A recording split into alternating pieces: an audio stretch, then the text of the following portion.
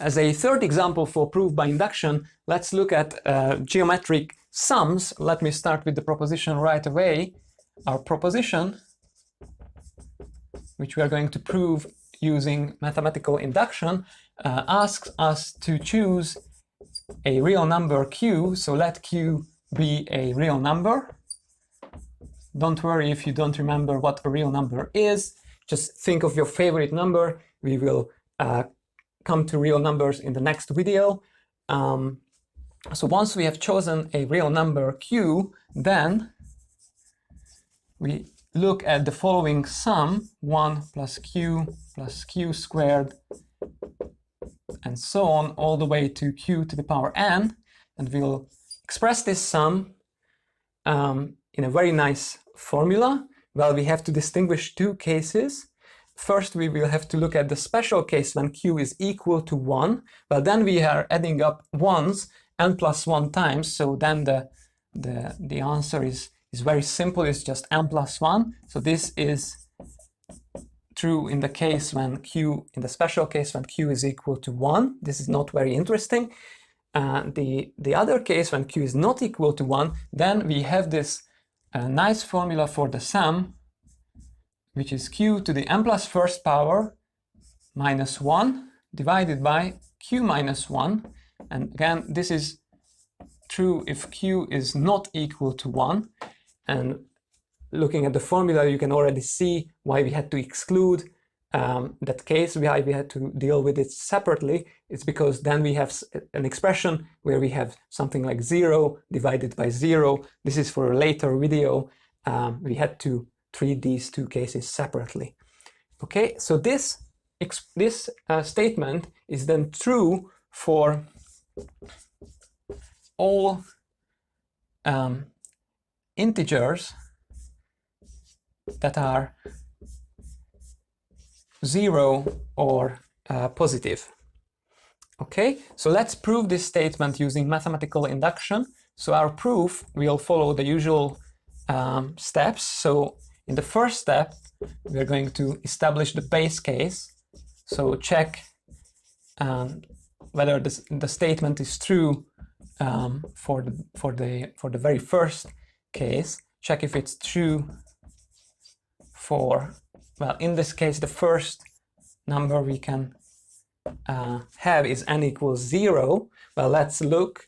What we have here is, well, 1 is the 0th power of q. So then the left-hand side of this claimed relation is 1. And the right-hand side, well, from the two cases, the second one is really simple. We are not going to consider it. So let me just assume throughout this proof that q is not equal to 1, because that case we already have dealt with. So let me just concentrate on q not equal to 1. So let me plug in to this formula n equals 0. So that gives me q to the 0 plus first power.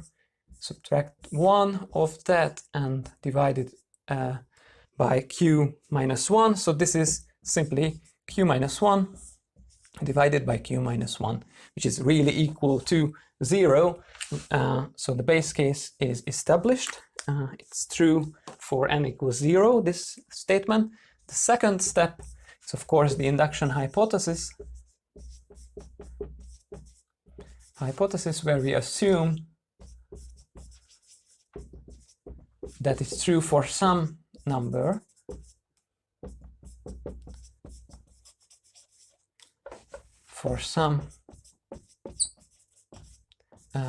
number from n sub 0, and that means we are assuming that this sum of 1 plus q squared all the way to q to the power n, little n, is equal to q to the n plus first power minus 1 divided by q minus 1.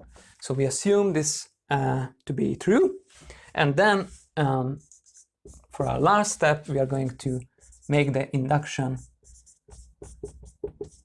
step, basically showing its true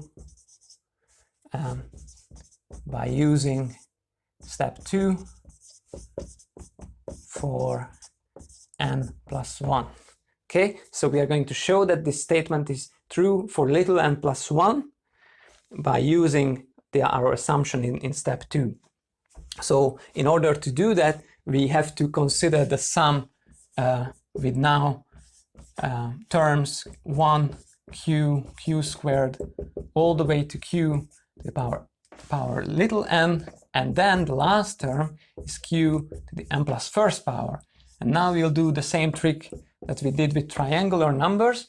We are going to separate off the first n plus 1 terms of this sum and apply the induction hypothesis to that sum. So step 2 is being applied right here. So we'll just use the right hand side over here to replace this sum. So this is q to the n plus first power minus 1 divided by q minus 1, and then we have the last term q to the n plus first power.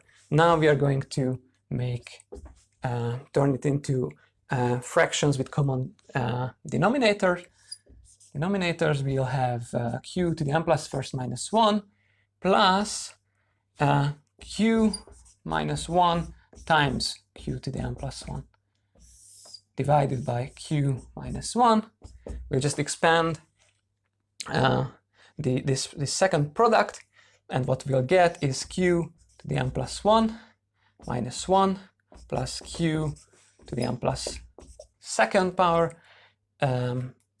minus q to the n plus first power divided by q minus 1. You'll see that the first and last terms cancel. So what we'll get is q to the n plus 2 minus 1 divided by q minus 1.